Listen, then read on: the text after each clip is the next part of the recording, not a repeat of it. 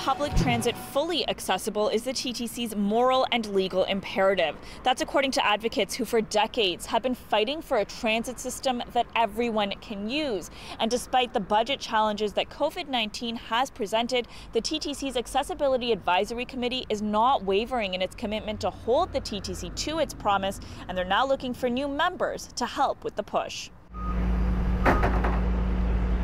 The TTC has come a long way in becoming accessible for all, but there is still a long way to go, with major improvements needed to make the system one advocates can be proud of.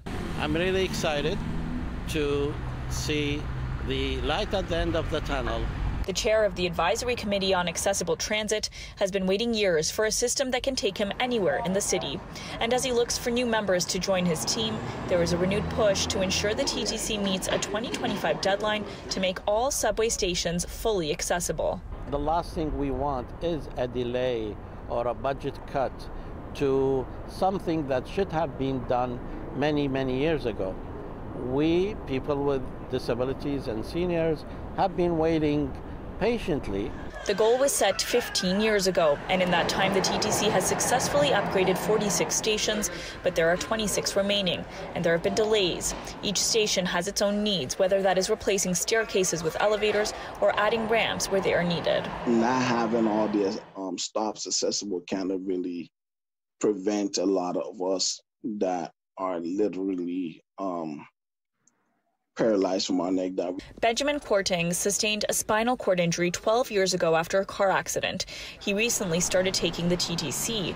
He relies on streetcars and avoids subways since many stations are still inaccessible. We don't want to take that chance, and sometimes it's not everybody that's willing to help you get to your destination, because a lot of people look at you and look at your disability as a disease.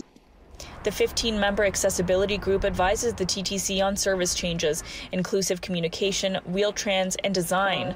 Unlike Toronto's original subways, with future projects like the Ontario Line, accessibility advocates can now be involved from the very start. Whoever going to design this system need to listen to the people who are going to use it.